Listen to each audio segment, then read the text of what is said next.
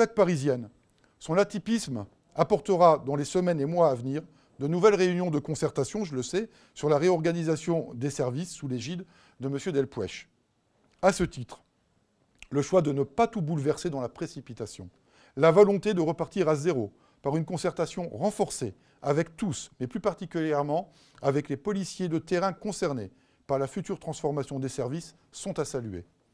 C'est par l'adhésion de tous que nous arriverons à réformer, à transformer notre institution.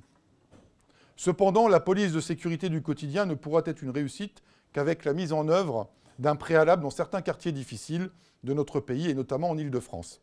Éradiquer les noyaux durs de délinquance et les points noirs des trafics de stupéfiants qui ont inversé les rapports d'autorité dans les quartiers. Sanctionner de manière exemplaire les auteurs d'actes contre les agents de l'État et tous ceux qui appellent à la haine, tout en simplifiant la procédure pénale. Les sanctions pénales existent. Il suffit de les appliquer. Nul besoin de réinstaurer les peines planchers, qui ont d'ailleurs démontré, lorsqu'elles existaient, toute leur inefficacité. À ce titre, il ne sert donc à rien d'opposer police et justice. Les deux institutions ont l'obligation de coexister ensemble. Elles connaissent toutes deux des difficultés de moyens. Elles font partie de la chaîne pénale et n'ont d'autre choix que de travailler ensemble. C'est l'essence même de la stabilité de notre démocratie. Si la création d'une académie de police commune aux 3 corps, plutôt qu'aux 2 corps supérieurs, me semble être une nécessité pour une meilleure compréhension des difficultés, des contraintes et des impératifs des uns et des autres.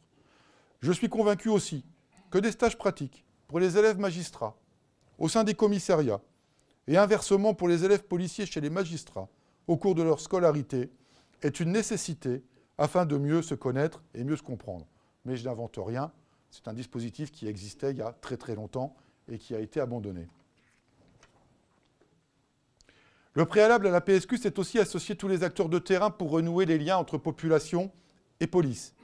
L'autorité parentale, l'éducation nationale, les animateurs, les éducateurs sociaux, la justice, je viens de le dire, etc. Avec une véritable politique sociale et de la ville. La question de l'interministérialité quant à la mise en œuvre de la PSQ doit donc être rapidement posée, mais il me semble que cela sera le cas, puisqu'au regard des dernières déclarations de M. le ministre, il semble que cela a été pris en compte. C'est à souligner, parce que la police seule ne changera rien. Enfin, il faut revaloriser la fonction policière, notamment par la mise à disposition de locaux, de nouveaux véhicules et plus généralement des moyens qui rétablissent une image positive du policier. Ainsi, nous installerons durablement l'autorité de l'État dans certains quartiers, et n'ayons pas peur de le dire, qui sont encore de véritables zones de non-droit.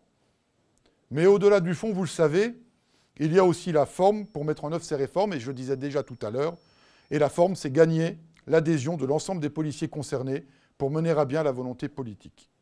Et pour emporter une adhésion massive de nos collègues, rien ne vaut que des actes politiques forts.